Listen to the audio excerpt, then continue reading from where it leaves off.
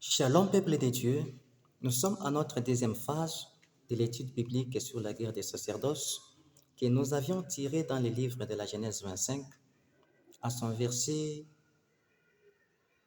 22 jusqu'à 23. Avant d'aborder le sujet du jour, nous allons tout d'abord passer en revue dans 3 ou 5 lignes sur ce qu'a été la phase introductive.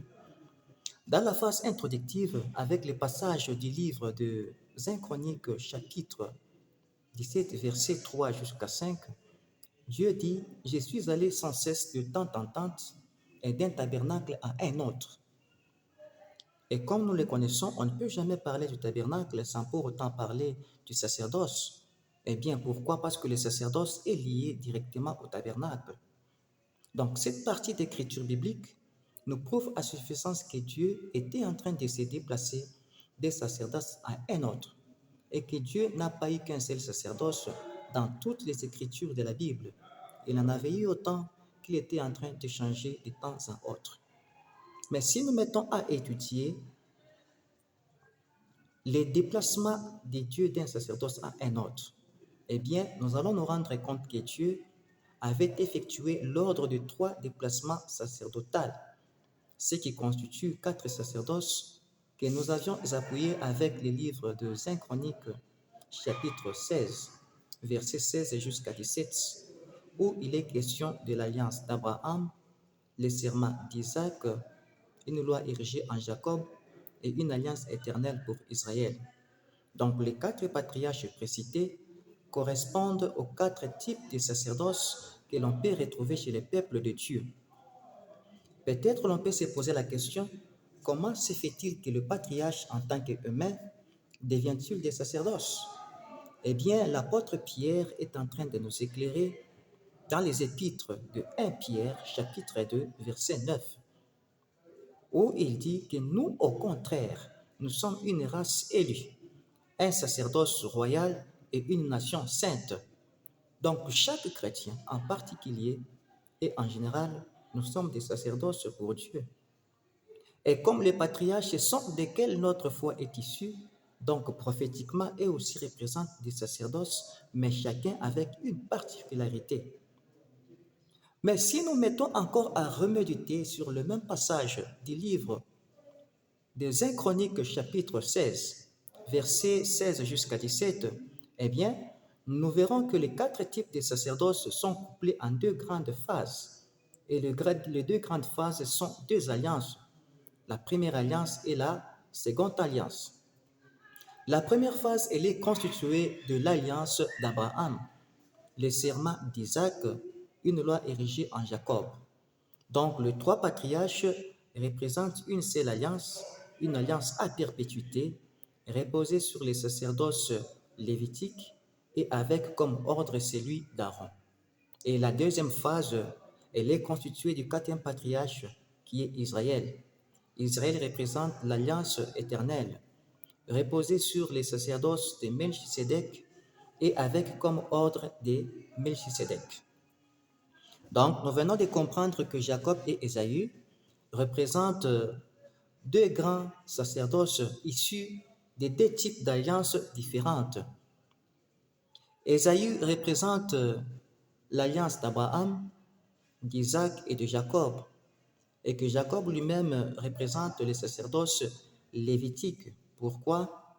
Parce que Jacob avait volé les droits d'aînesse d'Ésaü et Jacob nageait dans l'héritage sacerdotal d'Ésaü. Et nous avons Israël, Israël qui représente le sacerdoce de Melchisédek. Donc, de ceci, nous comprenons que le parcours vital de Jacob est constitué de 2 grandes phases.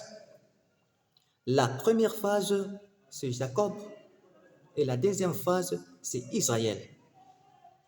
Donc, Jacob représente prophétiquement Ésaü. Pourquoi? Parce que Jacob nageait dans les droits d'aînesse d'Ésaü et dans l'héritage sacerdotal d'Ésaü. Donc, si nous voulons bien comprendre, Jacob et Ésaü représentent tous deux les sacerdoces lévitiques. Et la deuxième phase, c'est notre patriarche Israël, Israël qui représente les sacerdoces de Melchisédek. Donc, Jacob et Israël représentent la vie de l'Église en deux phases. La première phase, c'est la phase de Jacob. Jacob représente les débuts de l'Église, ce qui correspond à la première alliance, une alliance à perpétuité, une alliance des incirconcis des cœurs qui se réfère aux Juifs selon la chair. Et la deuxième phase, c'est Israël.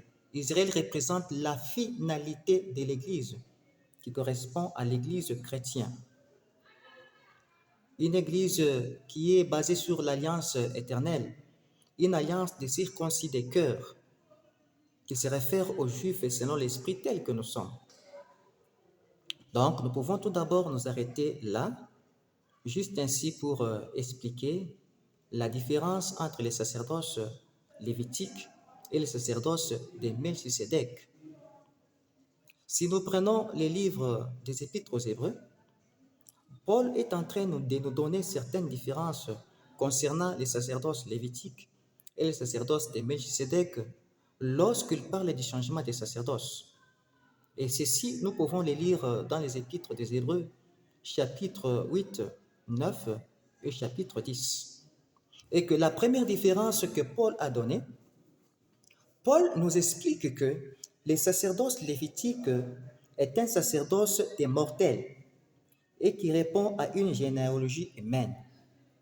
Tandis que les sacerdoces de Melchisédek, ce n'est pas un sacerdoce des mortels, c'est un sacerdoce qui ne répond pas à une généalogie humaine, mais c'est un sacerdoce qui tire sa généalogie dans l'éternité. Le deuxième point, l'apôtre nous explique que les sacerdoces lévitiques ont un culte terrestre et l'ombre du vrai culte des dieux et non l'exacte représentation du vrai culte des dieux. Mais tandis que chez les sacerdoces de Melchisédek, là, nous avons les vrais cultes des dieux, l'exacte représentation des choses célestes. Le troisième point est que l'apôtre nous explique que les sacerdoces lévitiques est basé sur les principes de la loi des hommes, ce qu'on appelle autrement la loi de Moïse. Mais cependant, chez les sacerdoces de Melchisédek, les sacerdoces de Melchisédek est basé sur les principes de la loi divine, ce qu'on appelle autrement la loi du Christ. Le quatrième point, l'apôtre nous explique que les sacerdoces lévitiques, il y a l'absence de la royauté divine. Mais chez les sacerdoces de Melchisédek, il y a la présence de la royauté divine. Eh bien, pourquoi? Parce que le Melchisédek lui-même, c'est un roi. Le Melchisédek lui-même, c'est un prophète. Et le Melchisédek lui-même, c'est un sacrificateur. Le cinquième point, l'apôtre nous explique que les sacerdoces lévitiques est un tabernacle non solide et démontable, un sacerdoce itinérant, évoluant dans des tentes. Mais cependant, chez les sacerdoces de Melchisédek, nous avons un temple solide qui n'est pas démontable, qui n'est pas itinérant. Nous pouvons toujours justement expliquer le mot itinérance dans le sens prophétique.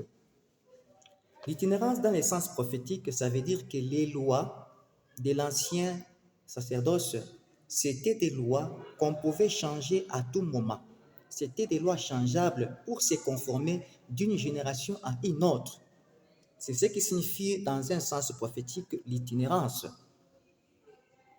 Donc, chez les sacerdoces de Melchisédek, il manquait cette itinérance. Donc, il y avait des lois qui sont éternelles, qui ne peuvent pas être changeables, qui ne peuvent pas être modifiables.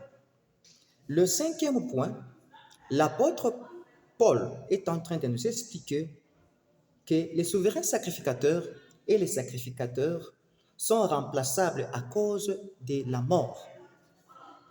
Tandis que chez les sacerdoces de Melchisédek, les souverains sacrificateurs et les sacrificateurs ne sont pas remplaçables parce qu'il n'y a pas la mort, parce que là, c'est l'éternité qui règne. Et nous allons prendre le septième point. Le septième point, c'est que l'apôtre nous explique que sur les sacerdoces lévitiques, les souverains sacrificateurs ont deux fonctions seulement, prêtre et prophètes. Cependant, chez les sacerdoces de Melchisédek, le souverain sacrificateur occupe trois fonctions. Donc, en même temps, il est roi, en même temps, il est prophète et en même temps, il est sacrificateur. Donc, c'est ça la différence, quelques différences que l'apôtre Paul nous a données.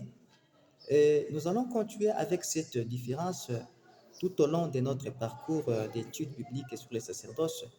Il y a beaucoup de différences que nous pouvons énumérer, mais juste à cause du temps, nous nous arrêtons d'abord sur ces différences que nous avions données aujourd'hui.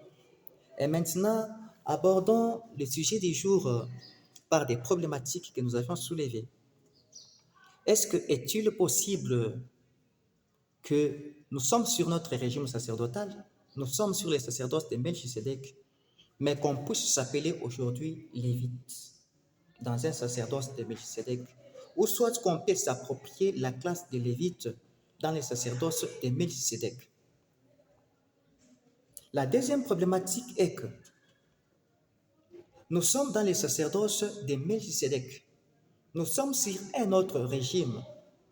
Est-ce que dans les sacerdoces de Melchisédek, on peut encore réclamer les droits des Lévites, donc l'offrande des prophètes, donc l'offrande des prédicateurs? Est-ce que peut-on encore les réclamer sur les sacerdoces de Melchisédek? La troisième problématique est que, êtes-nous conscients que nous avons infiltré, nous les Melchisédek, nous avons infiltré les sacerdoces lévitiques? Et comme nous avons infiltré les sacerdoces lévitiques, les sacerdoces lévitiques ont pris du pouvoir pour nous assiéger. Êtes-nous conscients que nous avons infiltré les sacerdoces d'autrui? Alors, bien-aimés, c'est juste à ces trois problématiques. Nous allons encore ajouter deux problématiques dans notre phase, la troisième phase, que nous allons répondre avec un exposé, que nous allons répondre avec l'appui de la Bible. Mais pour aujourd'hui, nous pouvons nous arrêter par ici. Si vous avez aimé la vidéo, vous pouvez liker. Si vous avez aimé la vidéo, vous pouvez vous abonner pour nous permettre de bien travailler, pour nous permettre de continuer avec notre étude et voir que vous êtes en train de nous suivre et vous êtes concernés. Je pense que nous vous bénissons. C'est la fin de cette étude d'aujourd'hui.